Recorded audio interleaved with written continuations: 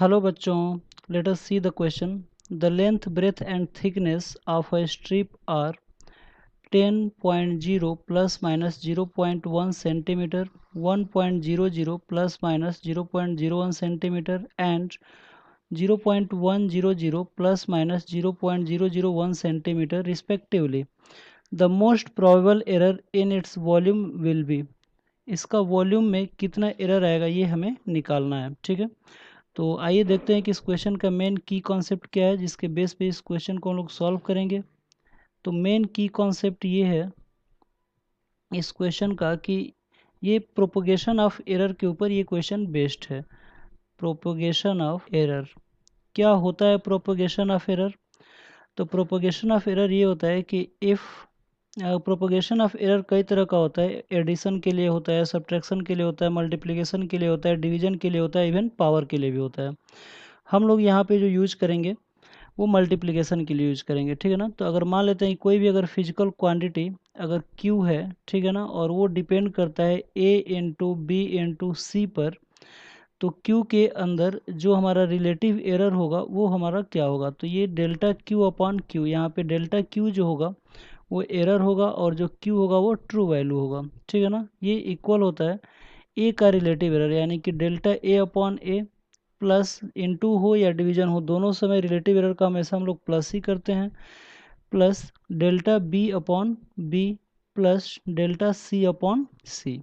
ठीक है ना, तो इसी फॉर्मूले के बेस्ड पे ये क्वेश्चन सॉल्व किया जाएगा। तो यहाँ पे आप लोग देख सकते हो कि लेंथ, ब्रेथ और थिकनेस दिया हुआ है। ठीक है ना, तो हमसे कह रहा है कि वॉल्यूम में इसका एरर क्या होगा। ठीक है ना, तो आइए देखते हैं कि इस क्वेश्चन में क्या क्या गिवन है। ठीक है ना, इस क्वेश्चन का गिवन पॉइंट क्या क्या है, तो आप लोग देख सकते हो कि यहाँ पे ये लेंथ है हमारा। तो लेंथ अगर हम L लिखें तो ये हो जाएगा 10.0 सेंटीमीटर हो जाएगा, और डेल्टा L यानी कि जो लेंथ में जो एरर है वो दिया है 0.01 सेंटीमीटर। ठीक है ना, वैसे ही ब्रेथ दिया हुआ है, कितना है? ये हमारा 1.0 दिया हुआ है, और डेल्टा B यानी कि जो ब्रेथ में जो एरर है वो दिया है 0.01। ठीक है ना, वैसे ही जो लेंथ है, ब्रेथ है और जो थिकनेस है, तो थिकनेस को अगर हम T लिखें तो ये दिया हुआ है 0.100, और डेल्टा T यानी कि जो एरर दिया है वो है 0.001। तो हमसे पूछ रहा है कि वॉल्यूम क्या होगा। ठीक है ना, तो वॉल्यूम का जो फॉर्मूला होता है, वॉल्यूम इक्वल टू होता है length into breadth into height. ठीक है, तो हमें क्या करना है कि वॉल्यूम का रिलेटिव एरर निकालना है। तो डेल्टा V अपॉन V करेंगे अगर, तो ये आ जाएगा delta L upon L according to propagation of error, plus delta B upon B plus delta H, यानी कि यहाँ पे थिकनेस T दिया है तो डेल्टा T अपॉन T लिख सकते हैं हम लोग।